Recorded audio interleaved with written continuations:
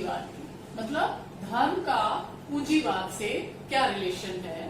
मैं अपने previous video के अंदर मैंने आपको वेबर के धर्म के सिद्धांत के बारे में बताया था कि वेबर जो है धर्म का अध्ययन कैसे किए और उनकी जो पुस्तक जो थी उनका 3 ग्रंथों के अंदर अनुवाद हुआ था और उन्होंने विश्व के 6 महान धर्मों का अध्ययन किया था, जिसमें से हिंदू, इस्लाम और यूं कह दीजिए ईसाई धर्म, चीन धर्म, यहूदी धर्म, कन्फ्यूशियस धर्म, ये इन कुछ धर्मों का इन्होंने अध्ययन किया था।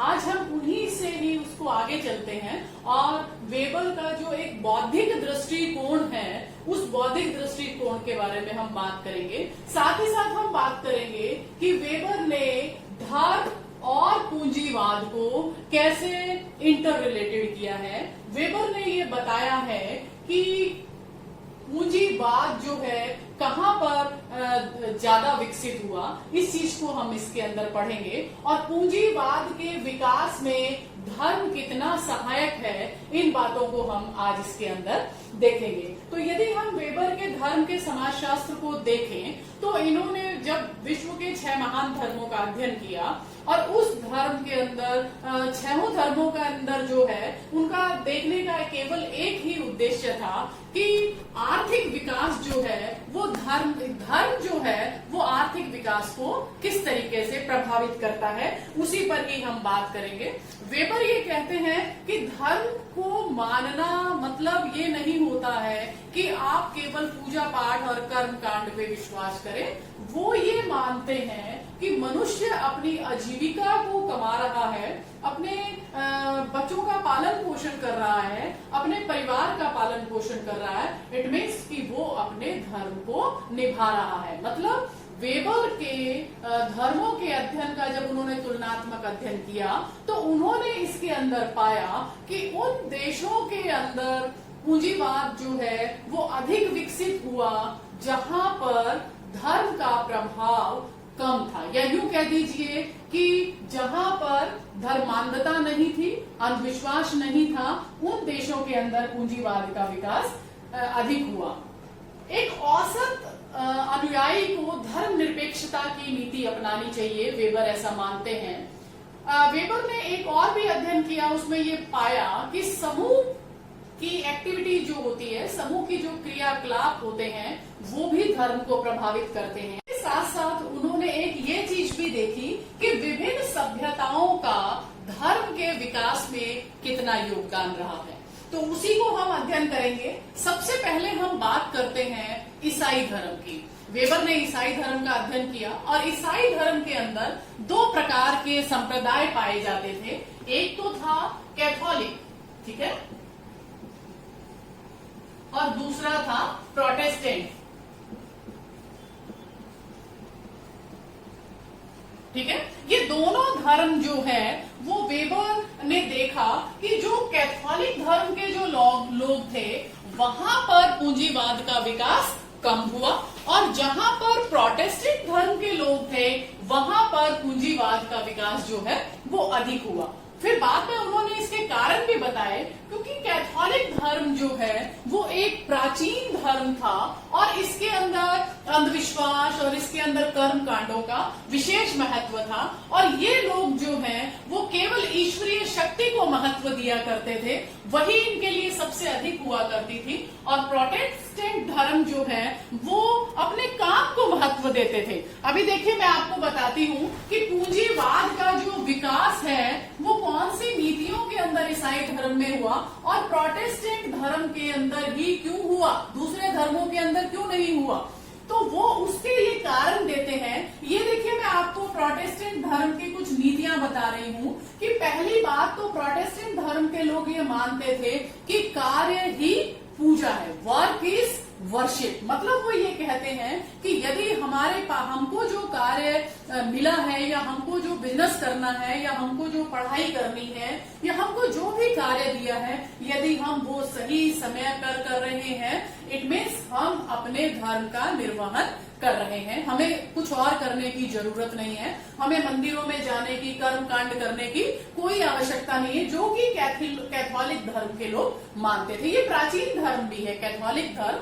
प्राचीन धर्म था और ये जो है ये प्राचीन मान्यताओं को मानता था, जबकि प्रोटेस्टेंट धर्म तो जो था वो बिल्कुल नया धर्म था और वो जो है कार्य को महत्व देता था, समय को महत्व देता था। अब दूसरी बात यदि हम इसमें करें कि कैल्विनवाद या व्यवसायिक आचार, प्रोटेस्टेंट धर्म के लोग ये मानते थे कि व्यवसायिक आचार मतलब बिजनेस करने के कुछ अपने नियम हैं, जिसमें क्या है कि व्यक्ति को अपने कार्य के प्रति ईमानदार रहना चाहिए, व्यक्ति को किसी को परेशान नहीं करना चाहिए, व्यक्ति को पैसे का महत्व ध्यान में रखना चाहिए और उसी के अकॉर्डिंग उसको कार्य करने चाहिए। और बिजनेस के अंदर जो भी ईमानदारी या जो भी व्यवसायिक आचार है उनका यदि हम निर्वहन कर रहे हैं तो हमारा जो है पूंजीवाद का विकास उस देश में अधिक होता है। नेक्स्ट इसमें दिया हुआ है ब्याज वसूलने पर छूट। देखिए वैसे तो कैथोलिक धर्म को यदि हम देखें तो ये लोग जो है ब्याज लेने को अच्छा नहीं मानते थे।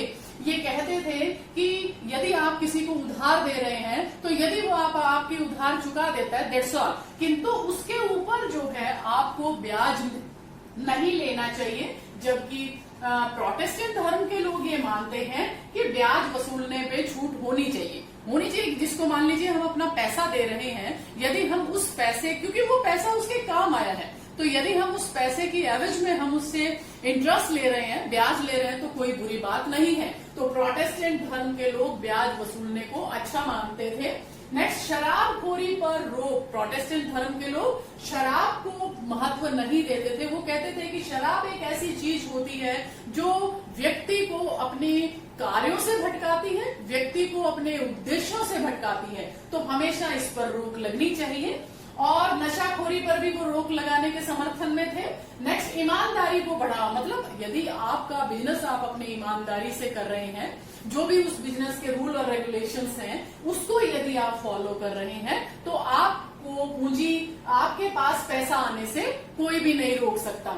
नेक्स्ट है कि अवकाश पर रोक। अवकाश क्या है? देखिए हमारा एक ह्यूमन बॉडी है जिसको काम करने के बाद रेस्ट चाहिए, किंतु कई बार क्या होता है कि हम बहुत अवकाश या छुट्टियां हम काम से बचने के बहाने ढूंढते हैं कि ये काम हम ना करें या हमारी जगह कोई और कर दे, हमें ये ऐसा करना ना पड़े, तो वो छुट्टी लेने के, अपने काम को वो छुट्टी के बहाने टालने का प्रयास करते हैं। तो प्रोटेस्टेंट धर्म इसका घोर विरोधी है और यही कुछ कारण हैं, ये सारे कारण ऐसे कारण हैं जिनसे कि प्रोटेस्टेंट धर्म जो है इसको मानता है। और यही कारण है कि जिन जिन देशों के अंदर, पश्चिमी देशों में प्रोटेस्टेंट धर्म को मानने वाले लोग थे, वहां पर पूंजीवाद का विकास अधिक हुआ। इसके साथ साथ उन्होंने कुछ और धर्मों का भी अध्ययन किया, जैसे उन्होंने चीन के धर्म का अध्ययन किया जिसके अंदर कन्फ्यूशियस धर्म का हम नाम लेते हैं, चीनी धर्म का भी हम नाम लेते हैं। और उसके अंदर इन्होंने कहा था कि ये जो धर्म है, जो चीनी धर्म है, वो भी मुक्ति की बात करता है, वो अंधविश्वासों को महत्व दे रहा है। इसके साथ साथ वो एक छत्र राज्य जैसे सम्राट की जो महत्व है उसको मानता है, क्योंकि चीन में हमेशा से सम्राट का राज्य रहा है और अब भी वहां पर एक दलीय व्यवस्था है, ठीक है। तो वहां पर एक तानाशाही की स्थिति आ जाती है और जिस जगह पर तानाशाही की स्थिति होती है वहां पर धर्म का विकास जो है वो उस तानाशाह के हिसाब से होता है। और इसी कारण क्या है कि वहां पर पूंजीवाद का विकास थोड़ा कम हो जाता है। नेक्स्ट उन्होंने हिंदू धर्म की बात करी कि हिंदू धर्म जो है, विशेष रूप से जब हिंदू धर्म का उन्होंने अध्ययन किया और हिंदू धर्म के अंदर उन्होंने रिलीजन ऑफ इंडिया के बारे में बताया, तो उन्होंने ये बताया कि हिंदू धर्म जो है पुनर्जन्म और कर्म के सिद्धांत पर चलता है। मतलब इंसान के कर्मों का जो फल है वो उसको अगले जन्म में भुगतना पड़ता है। और यही कारण है कि वो हिंदू धर्म को एक पुरोहित धर्म मानते हैं। पुरोहित धर्म क्या होता है? सिर्फ ब्राह्मणों का धर्म। जब वेबर ने इसका अध्ययन किया तो उन्होंने ये पाया कि वहां पर केवल ब्राह्मणवाद ज्यादा अधिक पाया गया और ब्राह्मणों ने ही उस धर्म को ज्यादा महत्व दे रखा था। इसके अलावा उन्होंने अपने उद्देश्यों को सार्थक करने के लिए केवल ब्राह्मणों को ही ग्रंथों का अध्ययन करने का अधिकार दे रखा था। ब्राह्मण ही है जो स्वर्ग में जाएगा, ब्राह्मण ही अध्ययन अध्यापन करेगा। तो ये चीज जो है वेबर ने उस धर्म के अंदर हिंदू धर्म में पाई और हिंदू धर्म में पाने के कारण वेबर ने ये बताया कि हिंदू धर्म ना होकर एक ब्राह्मण धर्म था और केवल ब्राह्मण अपने हितों की रक्षा के लिए दूसरे धर्मों का महत्व, दूसरे जो लोग हैं उनका शोषण हो रहा था। साथ ही साथ उन्होंने ये भी देखा कि हिंदू धर्म एक ऐसा धर्म था जिसमें धर्म के साथ साथ जाति की भी महानता थी और जाति की महानता में उन्होंने क्या बताया कि वो ये कहते हैं कि हिंदू धर्म के जो ग्रंथ हैं वो ये कहते हैं कि व्यक्ति को अपनी जाति के अनुसार कार्य करना चाहिए। जो व्यक्ति अपनी जाति के अनुसार कार्य नहीं करता है उसको समाज के अंदर जो है अच्छी दृष्टि से नहीं देखा जाता है। उन्होंने ब्राह्मणों को वहां पर देखा कि वहां पर 4 वर्ण बने हुए हैं हिंदू धर्म में। पहला जो है ब्राह्मण, दूसरा क्षत्रिय, तीसरा वैश्य और चौथा शूद्र धर्म, ठीक है, शूद्र जाति। और वो ये मतलब वहां पर जो वो हिंदू धर्म वो ये कह रहा था कि इन चारों धर्मों के अंदर या इन चारों लोगों को अपने जाति के कर्तव्य पर आधारित होना चाहिए। और यही कारण है कि हिंदू धर्म के अंदर जो है पूंजीवाद का विकास भारत में बहुत देर बाद, या यूं कह दीजिए कि अभी भी हम यदि कहें कि भारत एक विकसित देशों की श्रेणी में आ जाता है, नहीं आता। अब अभी भी वो एक डेवलपिंग कंट्री है, विकासशील देश है, क्योंकि भारत में अंधविश्वास, भारत में जाति प्रथा, भारत में धर्म और सांप्रदायिकता, इन चीजों का ज्यादा महत्व है। ठीक है, नेक्स्ट हम बात करते हैं यहूदी धर्म की। जो यहूदी धर्म की जो पुस्तक थी वो वेबर की मृत्यु के बाद प्रकाशित हुई और इन्होंने ये पाया कि यहूदी धर्म जो है वो ईश्वरीय शक्ति में तो विश्वास करता है किंतु वो व्यक्ति की महत्वता को भी स्वीकार करता है। वो ये कहता है कि व्यक्ति जो है अपने कार्य के प्रति यदि ईमानदार रहता है तो उसको जो है धर्म को अलग से मानने की कोई भी आवश्यकता नहीं है। वेबर ने अपने धर्म के सिद्धांत में ये पाया कि व्यक्ति जो अपने समय के महत्व को समझता है उस व्यक्ति के अंदर, उस व्यक्ति को कभी भी किसी भी तरह की समस्या नहीं आती है। जो व्यक्ति साथ के साथ वो पैसे को महत्व देता है, समय को महत्व देता है, अपने कार्यों को महत्व देता है, वहां पर पूंजीवाद का विकास अधिक होता है। जब वेबर ने इन सारे धर्मों का तुलनात्मक अध्ययन किया तो उन्होंने ये पाया कि जो व्यक्ति अपने परिश्रम पे विश्वास करता है, जो व्यक्ति परिश्रम के साथ अपनी क्रियाएं करता है, ईमानदारी से अच्छी नीतियां बनाता है, इसके साथ साथ जो व्यक्ति एक और वहां के सेंट पॉल थे जर्मनी में, उन्होंने एक कोटेशन दी थी, वो मैं आपको जरूर कहूंगी कि जो व्यक्ति जल्दी सोते हैं और जल्दी उठते हैं वो व्यक्ति जो है हमेशा स्वस्थ, धनी और बुद्धिमान बने रहते हैं। और प्रोटेस्टेंट धर्म के अंदर जो है इस चीज को विशेष रूप से महत्व दिया गया है कि व्यक्ति यदि अपने कार्य को करता है सही समय पर, वो व्यक्ति को महान बनने से कोई भी नहीं रोक सकता है और वो देश जो है वो जरूर विकसित देशों की श्रेणी में आता है। तो अब हम बात करते हैं कि वेबर के धर्म में जो उन्होंने अर्थव्यवस्था को साथ में जोड़ा है। वेबर ने सारे धर्मों का अध्ययन किया और ये पाया कि कौन से धर्म में जो है पूंजीवाद अधिक विकसित हुआ।